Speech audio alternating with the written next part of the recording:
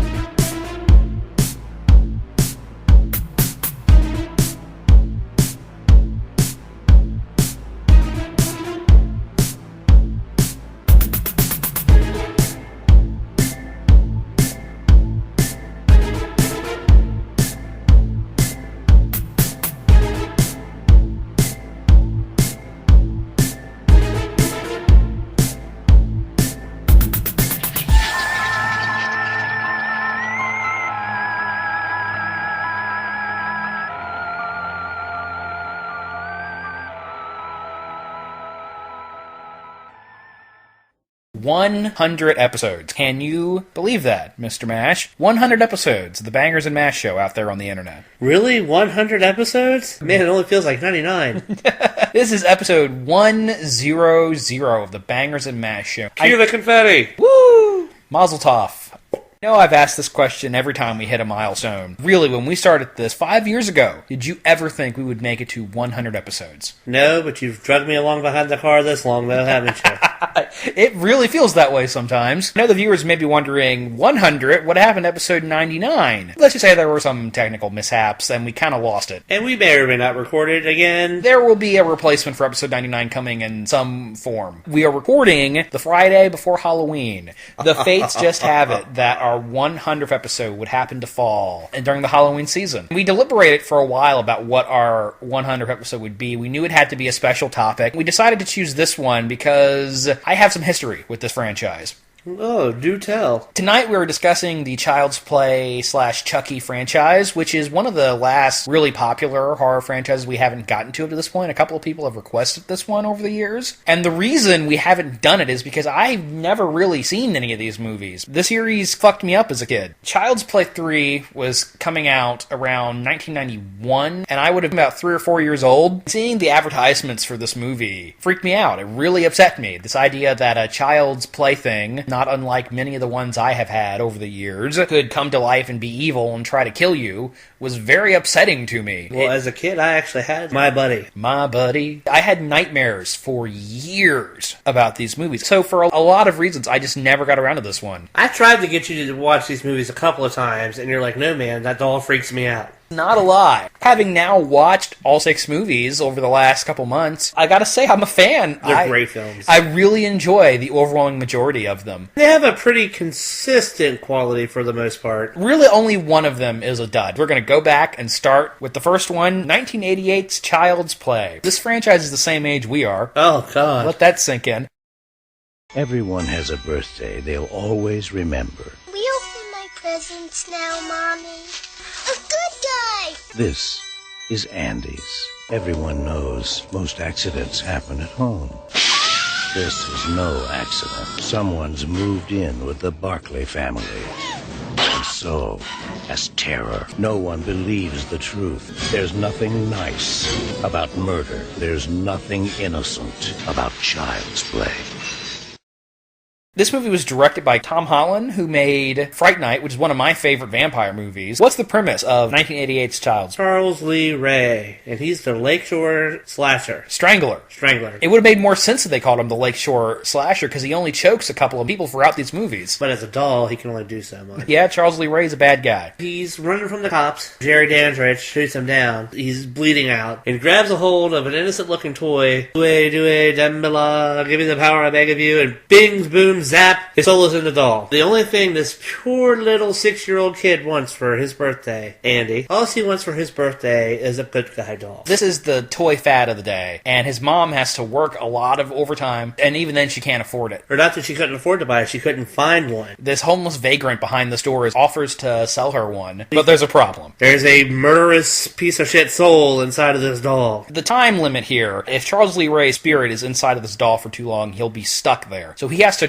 transfer his soul into the body of the first person he revealed himself to, which turns out to be little Andy. As an adult, I can see the special effects. You can tell when it's a little person. It was a child actor in a suit in a couple of scenes, and yeah, it's really obvious. The special effects in this film are extremely good, even though you can tell how the camera was shooting around all these crazy wires that were spooling out of the doll's back. Who is the voice of Chucky? Brad Dourif. Great actor, Brad Dourif. Academy Award nominated performer for One Flew Over the Cuckoo's Nest. And the thing I really love about Brad Dourif in these movies, does a surprising amount to humanize Chucky. Even though he's this little homicidal killer doll, you feel almost sorry for him. Yeah, especially as the series goes on. He really is very desperate about getting out of this doll's body. Would you say he's the most lovable? In a weird way, he does become kind of lovable. He has a sense of humor. That scene where he's talking to the voodoo priest, he finds out he has to put his soul in Andy's body. Man, I'm going to be 6 years old again. Not too many one-liners in this first one, but there is some humor, like the scene where he's riding the elevator with the old lady, and the old lady says, "What an ugly doll." And as he goes up the elevator, he says, "Fuck you." He is a sick fuck. But that's what you love about him. There's some interesting kills in this series, and especially this one with the voodoo doll. The voodoo doll is a sick kill. Twists the dude's limbs, and you can hear him cracking and breaking. Oh, God. Shock therapy machine is another great kill, where he puts the little helmet on the doctor and burns his eye sockets out, where he hits the woman with the hammer and she goes out the window. That made the poster. Would you say this first one is scary? Maybe a little bit tense. There is some good tension when Chris Sarandon, who plays the cop who's investigating these murders, Chucky sneaks into the car and he's trying to stab him through the back of the seat. Chris Sarandon's character is trying to get around the blades. There's humor in all of these movies, even this first one. Because this is the point where horror had evolved into that. You know, this is like deep one-liner Freddy territory. Yeah, we are post-Freddy at this point. Holland previously made Fright Night, which was also had comedic elements. Originally, the idea behind this movie is that the audience wouldn't know at first if the doll was actually alive and killing people, like the kid says, or if the kid was doing. It plays with that for a while. Obviously, the marketing and the trailers and the VHS box art that has Chucky with a knife on the cover ruined that, but you can still see how they were trying to do that. Good cast in this film. Catherine Hicks is the mom, Karen. No, she really didn't do much after this, did she? I guess Star Trek 4 was before this. That's the other thing I think of. Well, yeah, but she was also the mom in Seventh Heaven. She plays a lot of moms, but I like her because you really get the impression that she is a hard-working woman to make sure her kid has a good life. It is sort of impossible when you think about it that she works a shitty job in a jewelry store, and yet they have this really nice apartment in Chicago. This is a big city. There's no way the rent on that apartment is reasonable. And I like Chris Sarandon. He has this weird Chicago accent. Once you get over that, he's pretty good. The only cast member in this first movie, anyway, that I don't really like is the kid playing Andy, Alex Vincent. Yeah. You stay here, Chucky. I gotta go tinkle. But, you know, he's just a kid in a movie. I hate breaking down the acting skills of a child.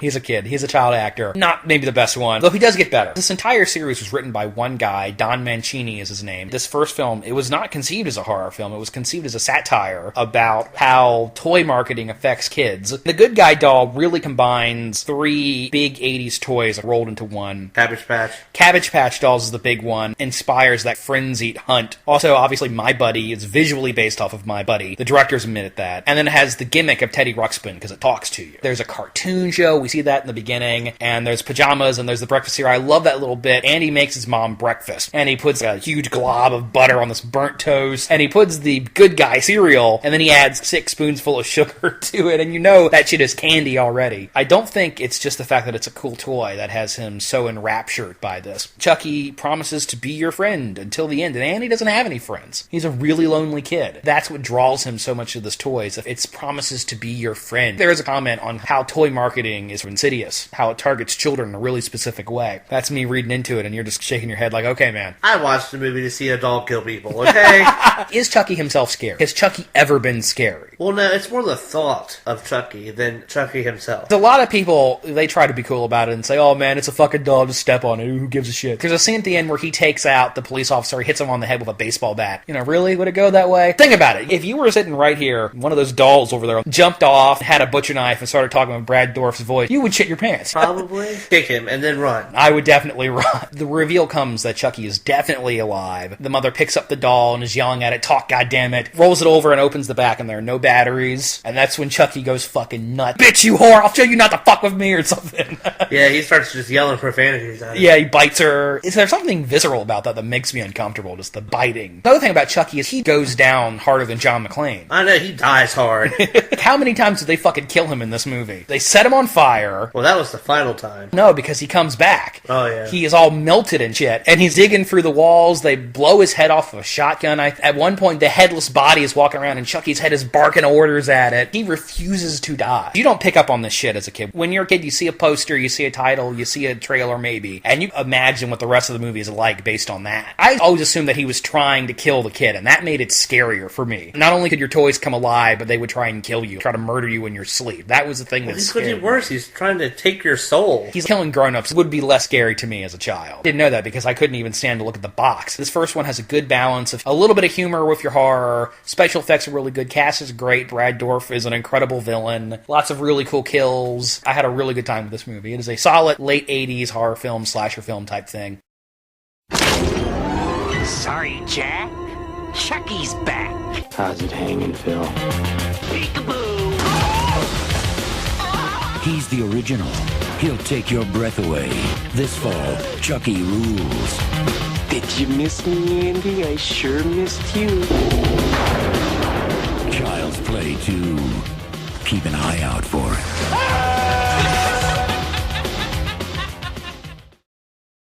There was apparently some moral backlash against this movie. Some people thought this film would corrupt impressionable children. Are we past the point where we protest pop culture? I think we are. I think the internet's ruined that. Kids have access to the most deprived, horrible shit imaginable in their fucking pocket, so we can't get bent about a TV show or a movie anymore. The backlash was such that United Artists, who made the first movie, distributed it through MGM, got cold feet and would sell the series to Universal Studios. This does make Chucky an honorary Universal monster in a way. Jaws is the same way. American Werewolf in London is technically a Universal monster movie. Yeah. So what do we think of Child's Play 2? Yeah, it's my favorite. Yeah, this is a really solid sequel. I wouldn't go so far as to say it's my favorite. I don't even know if it's quite as good as the first one, but it's really close. What's the premise for Child's Play 2? Sorry, Jack. Chucky's back. Yeah, great poster. Andy's mother, she follows her son's story. She says the doll came to life and tried to kill us. And because of that, she's declared mentally incompetent. The cops are denying everything. Yeah, but the story gets to the tabloids. Right. Anyhow, Andy ends up in the foster care network. You get a new family. He's got an older sister now and a new dad and a new mom. Mr. Foster Dad deserved to die. He was a dick. He is one of the biggest assholes. Do you remember the name of the company that makes the good guy dolls? I do, but I can't remember. Playpen Toys. Yeah. They're trying to figure out what the fuck went down. So they lug Chucky's dead body into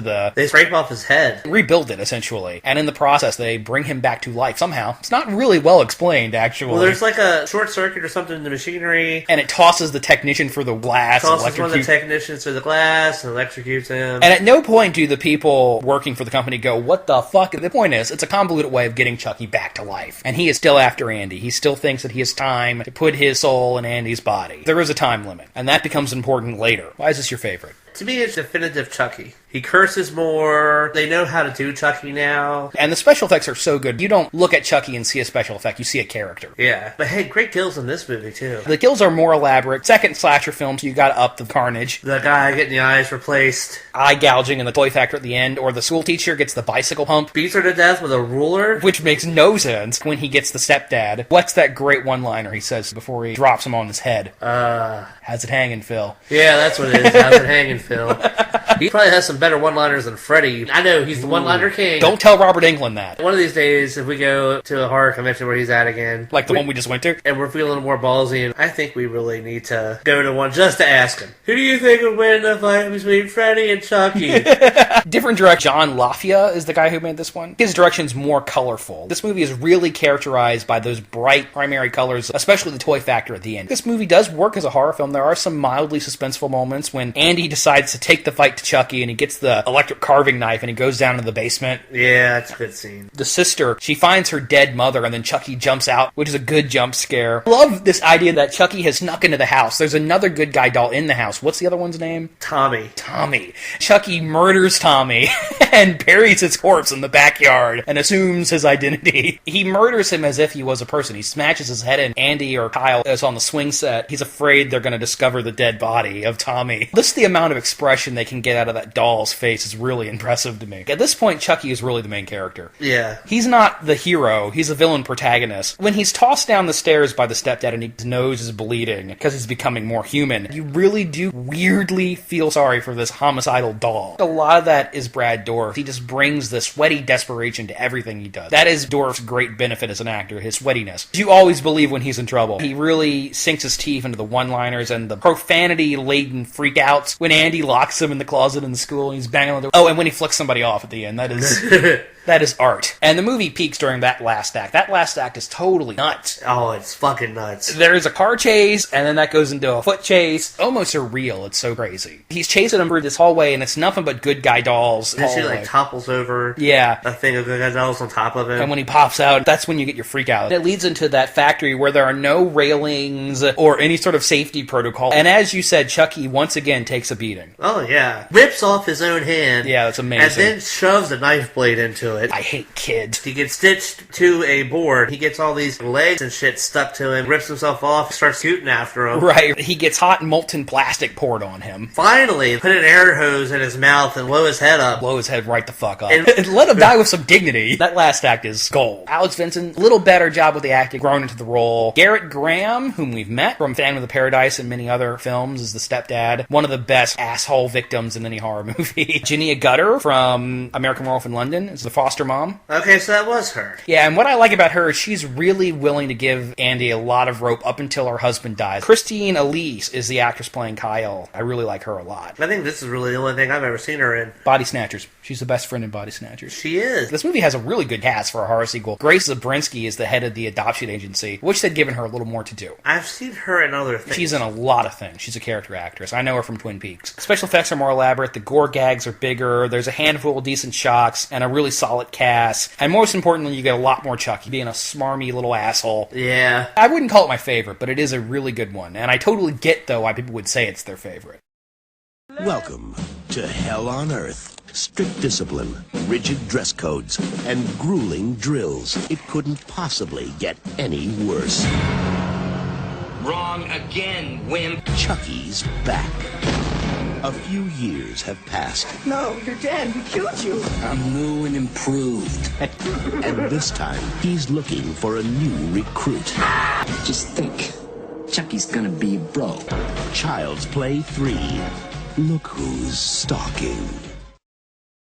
If United Artists were not interested in capitalizing on the film's popularity, maybe Universal was a little too eager. Part 3 was rushed into development. Child's Play 3 was in theaters 9 months after the second one. That is a staggering turnaround. You can really tell, too. Don Mancini has admitted that he was out of ideas, and this really does feel like a quickie sequel, and it's the only one in the series that I would say I dislike. The premise has a pretty big hole in it. 8 years has passed. We do a time jump. The toy company is bringing the good guy doll back, and you would think, hey, this thing murdered 12 people. Let's just not do that. They kind of justify it, though. They try to. There's a voice of reason in the CEO room. It's like, hey guys, I really think this is a bad idea. It feels like a movie script that they took and put Chucky in. The special effects are nowhere near as good as they were in the second film. The special effects are okay. They're okay. They're just not... What do you think of the way they bring Chucky back in this one? That's a real ass pull, isn't it? His blood leaks into the plastic. Andy is now in military school. He's a teenager now, and he's been sent off to military school. And of course, this is not the same kid. Yeah, different actor, obviously. Justin Whalen is teenage Andy. Do not like him as much as Alex Vincent in Part 2. Yeah. What do you think of that decision to make this Chucky goes to military school? I don't know. You know what I hate about the movie? What's that? Is that they're in a military school, but yet the little black kid gets to play a video game all the time. Every time you see him, he's playing a video game. It seems unrealistic, right? Tyler is the kid's name. Maybe he's the son of a high-ranking general or some shit. I'm sure they explain it. And that kid acts really too childish. He acts younger than he seems to be. And that bothers me. And he's not alarmed at all by a walking, talking, swearing doll. This does not concern him. It would concern me. Charles, watch your language. And finally, Chucky yells at him, don't fucking call me Charles! Yeah. The high school setting leads to a lot of stereotypical characters. The douchebag bully, the nerdy roommate, the cute girl that Andy has a crush on. I just don't really care about any of those characters. The plot doesn't make a lot of sense. We find out at the end of Part 2 that the time limit is up. Chucky can no longer transfer his soul into Andy. Stuck as a doll, so why is he still after him? To kill him. I guess for revenge? And it's only after he gets there that finds a loophole. I'm in a new doll body, so I can transfer my soul into somebody else, and he targets Tyler. He tries to play hide the soul with him, which even though there's this time limit, has to get his soul in Tyler's body before time runs up. He just spends a lot of the movie screwing around, killing people for fun. This movie went for body count, and it lost the soul of a Chucky movie. Yeah, it doesn't have that narrative drive anymore. Like the barber he kills for really no reason. That's a fun scene when he slits the guy's throat and he says, that look, it's so you. Some of the kills are are underwhelming. The one guy just dies of a heart attack. Even Chucky's incredulous. He's like, really? Serious? Of the kills in this movie, the only one that really sticks in my mind is when that really weird barber dies and the trash compactor kills. Pretty cool. Did you know who that guy is? Who is he? He is the dad from Hellraiser. Yeah, you're right. It was Andy Robinson. I do like the trash compactor kill. Even then, I do not remember why he kills the trash truck driver. And the Grim Reaper cutting Chucky's face half off. Much like the factory in part 2, they're in this fun house that has no protection on the railings or anything. There's this giant fan in the bottom. That's how Chucky dies in this one. And there's no guardrails around this thing. That is cool when his face gets chopped off at the end. He gets fucked up in every movie. But we still got Brad Dourif. And it doesn't matter how mediocre the movie around him is. He is still giving a great performance. He is hamming it up. We've mentioned how you start to feel sorry for him. And the movie begins after he's reborn for the third time. What's the first thing he does? He screams in agony. There's the scene where he sees Andy kissing the girl. And he's like, man, I gotta get a new body. This one is disappointing. I like the last act in the carnival. It makes no goddamn sense, but it's fun. I don't know. It's just not as good as the first two. Definitely not. This is my least favorite in the series.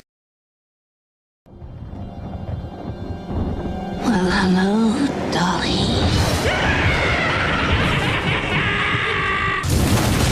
Chucky's back.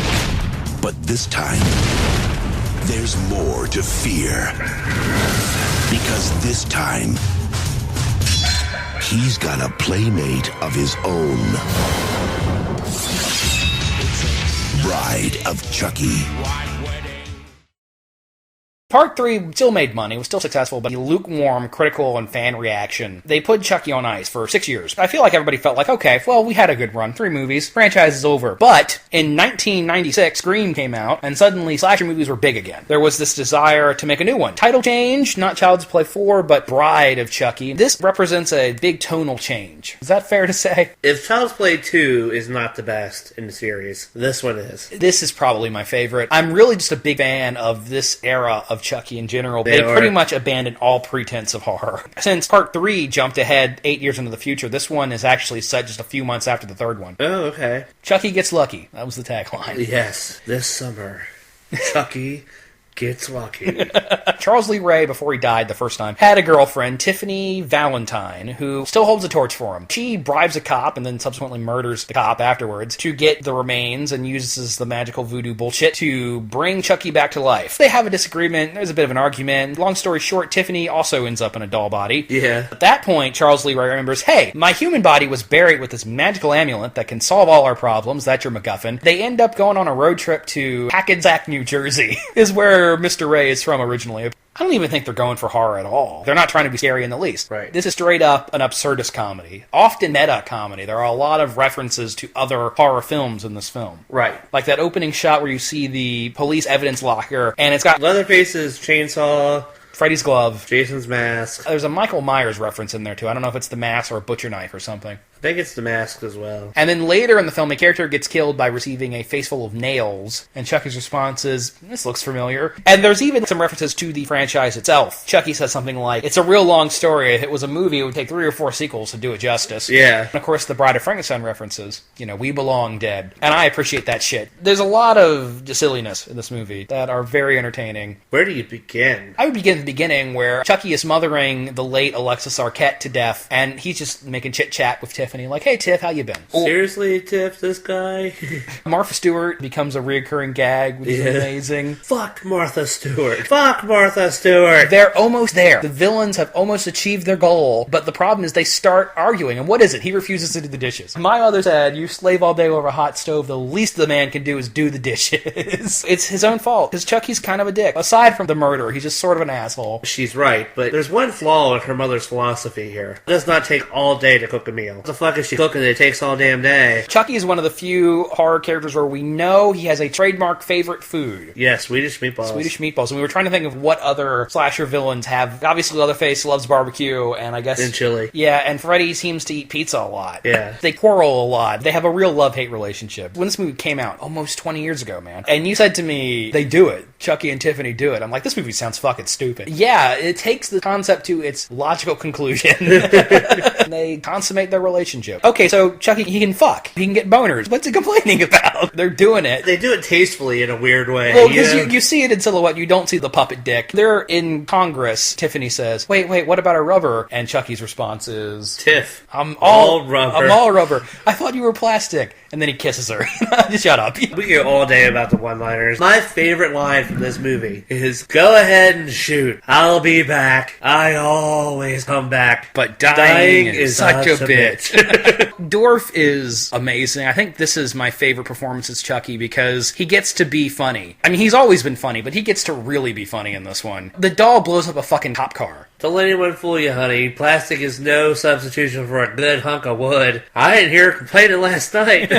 And I want to get back to that scene where he blows up the cop car. He's crawling around on his hands and knees and he stops and... For the rude fucking doll. That's a line. There's this random dude smoking pot and he gives him the bird for no reason. And the dolls toke up. They fuck and they smoke pot. There's just no attempt at being scary at all. This is a comedy. What do we think of Jennifer Tilly, though, as Tiffany? Oh, God. Very attractive. I mean, in the beginning when she's in the lingerie, yeah. Tilly is totally in tune with this movie's ridiculous wavelength. And she's just as murderous as Chucky is. She has no qualms about killing people. But she also has this romantic side that is very endearing. They hitch a ride with these runaway teen lovers. And she is rooting for them. She's a sweetheart, even though she's also a homicidal doll. This movie has probably some of the best kills in the whole series in it. You could say John Ritter has the best kill, but he dies a couple of times. Because he gets the nails in the face, and then Chucky stabs him with a knife and says, "You just can't beat a classic." But I think my favorite kill in the movie is when Tiffany throws the whiskey bottle. She literally shatters the glass ceiling. Falls down and lays them. Yeah, that shit's cool. Sometimes the CGI is a little overdone in this one a little bit, especially at the end with the car crash scene. Giving Tilly that romantic streak really makes her the perfect foil for Chucky, who's very cynical and selfish. Is it weird that the doll's kind of sexy? But not sexy in a I want to do the doll kind of way, but you can see what Chucky sees in her. I mean, it's Jennifer Tilly's voice. I mean, let's be honest. That's what makes the doll sexy. It's weird that she has this ridiculous voice, but that's hot, right? Yeah. This movie was directed by Ronnie Yu, who was a Hong Kong filmmaker who made The Bride with White Hair, and then after this movie, he would make Freddy vs. Jason, which is a similar tone.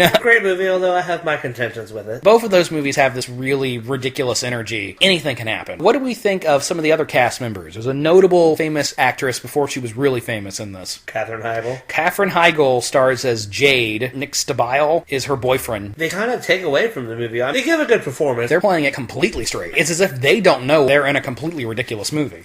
Yeah. They're the straight people to these ridiculous killer dolls. And John Ritter is great in this, playing an asshole. It's a good-looking film, lots of really strong direction. I love the fog. Oh, and we didn't mention Chucky's new look. That's important. Oh, yeah, the Frankenstein look. The Frankenstein face. The Franken-Chucky. The stitches, which would become his default look from now on, I suppose. Yeah. This movie is so ridiculously entertaining. Is it a stupid movie? Depends on how you define stupid. At the end, when you've got offspring crawling its way out of Tiffany's womb and... Okay, but that's like one of my favorite scenes in the movie. Where else were they going to go with this movie? Well, again, it follows the natural conclusion. You're going to give Chucky a bride, they're going to get married, they're going to fuck, they're going to have a kid. They're going to buy a little house in the suburbs. They're going to buy a Winnebago, travel the country. This is probably my favorite, though. I do like the next one a lot.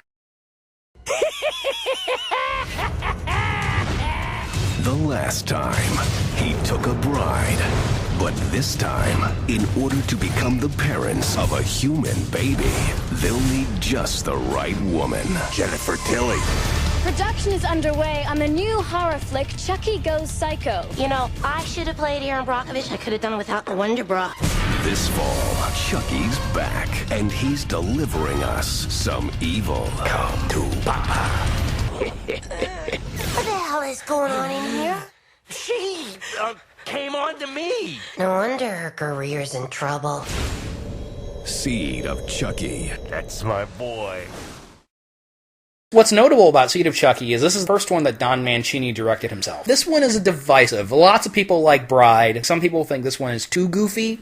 I gotta tell you, man, I really like this one a lot. It's like a dysfunctional family comedy. I mean, I'm not saying that it doesn't have its moments. All the CGI in the movie. That's what I hate. There's too much Jennifer Tilly and Redmond in this movie. Can you ever have too much Redmond? Is it Redmond or Redman? It's Redman. Okay. I refuse to say it like that. How high, right? Wu-Tang Clan. Yeah, okay. So what's the premise of Seed of Chucky? It's about a doll having an existential crisis. Pretty much. Doll that wets him or herself. 5 years later, the offspring of Chucky and Tiffany is in the UK working as a ventriloquist dummy. He wants to know where he comes from. He has a lot of questions. He sees on TV that one of many meta elements about this movie. They are making a movie about Chucky. He sees that and travels to America and revives his parents. After that, things get get a little difficult. Chucky and Tiffany do not agree on how to raise their offspring. They don't even agree on what their offspring is. They want Redman and Jennifer Tilly. Chucky can put his soul into Redman. Oh, right, and then they're going to put both of Glenn's personalities in the babies. Anywho, Glenn is the protagonist of this movie. A really great opening scene, a point of view, a nightmare he's having where he murders these people. When he's awake, Glenn harbors no violent desires. He did not inherit his father's homicidal tendencies. He pisses his pants 4 or 5 times. He believes he's Japanese because it says made in Japan on his wrist. He has this twitch in his eyelid when he's scared. And most prominently, there is disagreement about Glenn's gender. Is he Glenn or is he Glenda? Which is, of course, an Ed Wood reference. I like the Billy Boyd voices in it. I don't know why I find that funny. One of them are hobbits, right? Yeah. Which one is he? Was he Pippin? He was Pippin. Why do you always ask me? Because you're the Lord of the Rings dork. Dork is offensive. Nerd. And you should know that, you fucking dork. And eventually, Glenda manifests as a split personality, which is absolutely my favorite scene in the movie. He puts on a wig and a dress, and he talks in this outrageous southern accent. I find that character very endearing. Everything about him is entertaining to me. It's a movie about the difficulties of raising a child. Tiffany and Chucky disagree on many things. Tiffany decides to give up murder, which leads to 12-step programs, and she calls one of the victims' wives to apologize. Which just freaks the poor woman out. And then later, she's on the phone with the 12-step counselor. She's afraid she's going to relapse. I have a slip. That shit is amazing. And I almost feel like they call it a real 12-step hotline. That guy was so perfectly sincere. They had to have called and then recorded Jennifer Tilly talking about having a slip. That had to have happened, right? I don't know. She still kills a couple people afterward. She's struggling to stay on the wagon. And Chucky makes no illusion. When Tiffany says we've got to stop murdering for our child's sake, he believes that is Glenn's birthright to be homicidal. He takes the kid out on a little murder trip. Speaking of murder trip, that's a good title. Best kill in the movie, the one where they kill fucking Britney Spears because that's just that needed to happen. Here in 2016, Britney Spears is not really a big deal anymore. In 2004, she was everywhere. Oh, baby, baby. My favorite kill, the Prince of Trash, John Waters, is in this movie. Plays a sleazy tabloid reporter, and he gets his face melted with acid. Yeah. The gore is over the top in this movie. When Redman, his intestines spill out on the floor. And they're steaming. And afterwards, where Tiffany admits to Chucky that she slipped a few times. Opens the closet with his hand, and then 6 or 7 dead bodies fall out. Oh, Chucky. There's a heavy meta element. Jennifer Tilly voices Tiffany and plays herself. What I would hope is a fictionalized version of herself. She's concerned that she's aging out of leading roles. She's concerned about her weight. She's on a diet. She's willing to sleep with Redman to get a role in his movie. What is the movie Redman is making about? The Virgin Mary. It is about the birth of Christ. Really, one of these things is not like the other. They reference Bound a bunch of times. Chucky and Tiffany are in the back seat of Tilly's limo. Tiffany is talking about how starstruck she is and how much she loves Jennifer Tilly. Who thinks of that shit? And there's even like this weird parallel between the virgin birth story and this idea that they're trying to get Tilly pregnant throughout the movie. They're trying to inseminate her with Chucky's heat. A great scene, masturbation scene. What does Chucky jerk off to? You remember? No. Fangoria magazine. I really love a lot of the stupid shit in this movie. It's just inspired goofiness. I don't think it all works. The kung fu fight at the end maybe pushes the things a little too far. You have mentioned the special effects in this one. There's a shot in the beginning where Glenn is running down the road that looks really bad. Yeah. And there are a couple other instances of the CGI not being too hot. There's all the stuff in the movie about what it's like to be an actress in Hollywood, the pressures of that. And I think they're going for like a gay acceptance thing. Glenn is different and he's eager for his parents to accept him. Don Mancini notably is gay. I don't know if that stuff really convalesces into a whole. Is Bride my favorite or is Heed my favorite? Sophia's of choice. It's probably Bride, but I like this one a lot. I think they just take some of the stuff too far. Oh, that's fair. The movie goes too far. That's my complaint with the whole movie, is it's just silly. Although one of the great things I like about this movie is the tag team one-liners. Heads up and then they cut his head off and it goes flying up in the air. And then they make out in the spraying blood. And I don't like the design for Glenn. To me, it doesn't make sense. Why does he have sharp teeth? Why doesn't he look like Chucky and or Tiffany? Things like that. Well, he has sharp teeth because the fetus at the end of Bride had sharp teeth. Okay, well, the fetus at the end of Bride looked like Chucky. I agree the special effects are probably the weakest of the series. There was no murder in this movie, and it was just about Tiffany and Chucky's fucked up relationship and attempt to raise this very unusual child. I would have loved that. Who's it from? It doesn't say. You found him. Chucky's my friend till the end. Hey, wanna play? Can't we sleep in with you tonight? It's only a storm. Good night, baby. Sweet dreams. Don't forget Chucky. It's a doll. What's the worst that can happen?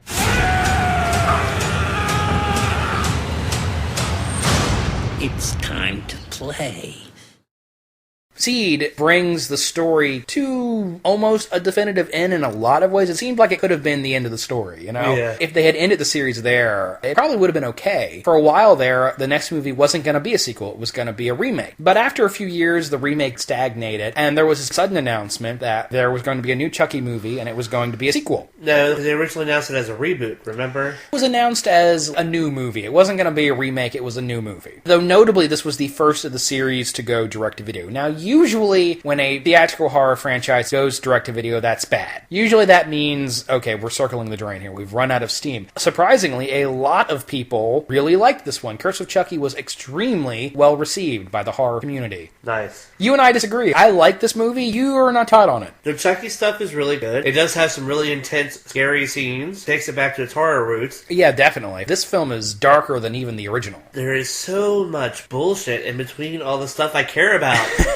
Chucky's not really dropping one-liners. I think that was a conscious decision. The premise for this one, a paraplegic young girl named Nika who lives in a secluded country home with her mom, and she receives a mysterious package one day which contains a good guy doll, which refers to itself as Chucky. That night, the mother dies mysteriously. They assume it's a suicide. And the family comes to visit her sister and the sister's husband and their daughter and their nanny. More unusual deaths follow, and at that point, eventually Nika catches on and realizes that, oh, I've got a possessed doll in my house here. What I like about this one is it is basically a gothic horror movie starring Chucky. Really plays up this gothic atmosphere. It's an old spooky house. It's isolated in the middle of nowhere. There's an old staircase, shadowy lighting, and gray hallways, and a rickety old elevator. That shit's catnip for me. I love that. All of the previous Chucky movies are set in an urban environment, and this one notably has a rural setting. You complain about the family drama. You don't like it. But I feel like that fits the gothic atmosphere. Melodrama is part of gothic horror. I mean, and I understand that. It's not interesting family drama. It's just boring filler bullshit. You don't care about the conflict between the sisters. Okay, the sister's a bitch, so she's gonna die. And you can peg which ones are gonna die. That being said, I don't hate the movie. I just find it boring at times. And I was watching this movie at 8 o'clock last night, and I kept drifting off. You don't care that the wife is cheating on the husband with the nanny. No, I don't The care. disproportionately hot nanny. Yeah. I like that this is a movie about secrets and insecurities. Some things that I really liked in the movie, the whole rat poison scene is really intense. Focusing on the mouths. Chucky puts rat poison in one of the bowls of chili, and we don't know which one. What's going on? Who's going to get it? Oh god, it's the little girl? What happened to the little girl? She's okay at the end. She goes and lives with her grandmother, and Chucky's trying to put his soul in the little girl's body. You mentioned earlier that Chucky has fewer one-liners in this one. I think that was a deliberate choice. Yeah, well, I don't like that. He's more angry in this one. More so than usual. He tells the little girl there's no God. Well, but he's a voodoo wizard priest. That is a good point. You know, Chucky believes in voodoo, not Christianity, though. There are still some pretty grisly kills in this one. Knives to the eyeballs. Yeah. Somebody gets decapitated in a car crash. Some CGI that is iffy when the disproportionately hot nanny is electrocuted, or when the father gets an axe to the jaw. Something that I like about this one is, at first, it does appear to be a reboot. Chucky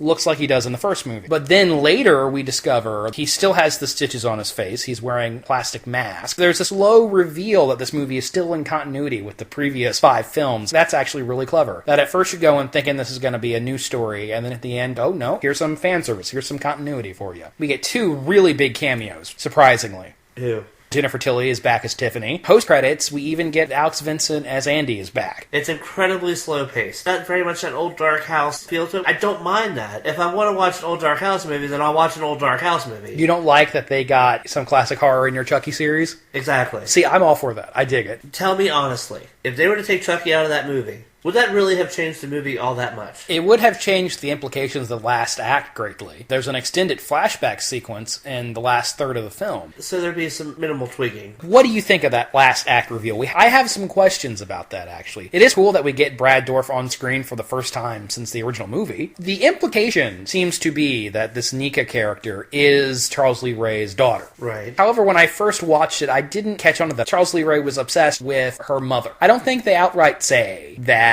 he is her father. I do like that flashback, though. I like that they bring Brad Dourif back on screen for the... I thought it was pretty good. I like the cast. It might seem like nepotism that they cast the lead actor's daughter in a major role, but I thought she was good. Performances were okay. It doesn't have the right pacing for a Chucky movie, and I guess I just can't get into it. I mean, I'm not saying it's a bad movie. It doesn't feel like a Chucky movie to me, I guess.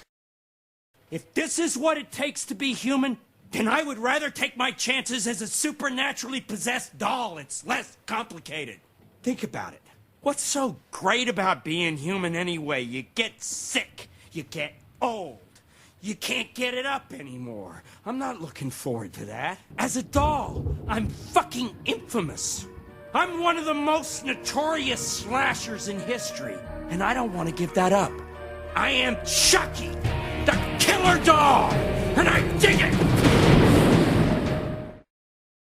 And now a new one, a Chucky 7, is in development. It was announced recently that they're filming in South Africa. Obviously, Brad Dourif and Fiona Dourif are back, and Jennifer Tilly will return as well. Will they get Tiffany again? The next movie will probably try to explain what happened between Seed and Curse. And you and I were discussing what the title of the new film could be, and you said we've had 3 blank of Chucky movies. It needs to get a new title scheme. Your response was Chucky's Are Forever, which I thought was brilliant. Though I think it's probably going to be called Revenge of Chucky, and that sounds like a pretty good bet. It's been a total transformation with me. I went into this series thinking, oh man, I'm not going to enjoy this. And at the end, if they made another Chucky movie and it went to theaters, I would go see it. Correction, we would go see it. Yeah, well, we would. There are other possibilities. I want to talk a little bit about that remake that thus far has not been made. I imagine will probably get made someday. All we really know is that it was going to be darker than the original, and that Brad Dourif was going to be back. Don Mancini's original conception for the first movie was very different than what we got. The idea was that the good guy dolls would bleed, and you would have to go buy bandages for them. Andy would make a blood pact with this doll, and that would somehow bring it to life. And it would act on his subconscious anger and resentments. Obviously, if they did that in a remake, fans would hate it. Would hate if they took Charles Lee Ray out. I think that sounds really interesting. I would love to see a movie like that. Some trivia here. Do you know what the working title for the film was? I do, but now that you ask me, I can't remember. Well, there are 2. Originally, it was going to be called Batteries Not Included. They didn't do that because a Steven Spielberg-produced film about little robot flying saucer things had that title instead. You remember that movie, Batteries Not Included? I don't think I ever watched it. The second working title was Blood Buddy, and they changed that because I think there was some fear that the My Buddy people would sue them. And Child's Play is a better title anyway. Did you know this? That Brad Dourif was not originally going to be the voice of Chucky. Well, it was a woman. The actress is Jennifer Walters, who is best known as the mom from Arrested Development. And apparently that audio exists somewhere. That is in the MGM vault. It'd be interesting to hear, but I can't imagine anybody else voicing Chucky besides Brad Dourif. If he was to pass suddenly and they were to recast the part, I don't even know who they would get. Rorschach. Jackie O'Hurley? Yeah. Is he just the default remake choice for any horror series? He's got the red hair. He's got a good voice for Chucky. Go ahead and shoot. I'll be back. I always come back. Yay. But dying is such a bitch. There hasn't been quite as much of an expanded universe as there is for Freddy or Jason. There have been a couple of comic series. In 1991, a company called Innovation published an adaptation of 2 and 3, and then they also did a 5-issue ongoing series. One of these comics, it sounds cool, it basically would have been Toy Story versus Chucky, because he would have gotten locked in a toy store overnight, and the other toys would come to life and try to attack him because they feel like he has ruined the reputation of toys. And then more recently, Devil's Due Publishing did a crossover with the Hack Slash series, and then a 4-issue comic that was called Chucky. There was even a mobile game. I believe it was called Chucky's Killing Spree, which was one of those endless runner games where you just run for an infinite hallway cutting people's heads off as Chucky. Really? Yeah, something like that. I am now a fan of this franchise. I have always been a fan of the franchise. I have always been the person that if somebody was like, hey, you want to watch a Chucky movie? Fuck yeah, let's watch a Chucky movie. Would you rank this franchise higher than Friday the 13th for Halloween? Ooh, that's not fair. Really, when it comes to these franchises, it really just depends on what mood I'm in as to what's my favorite at the time. Fred's your fave. Yeah, Fred's my fave. You know, sometimes I'm in the mood for just a really good cheesy 80s slasher movie, so I'll pop in a Friday the 13th film. Usually part 6. Usually.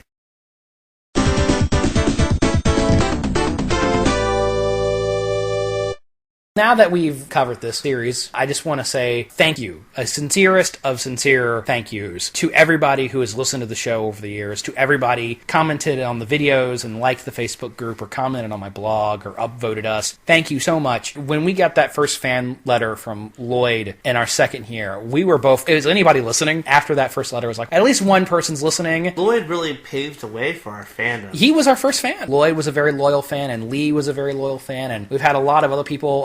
Just for the record, I can change a tire, okay?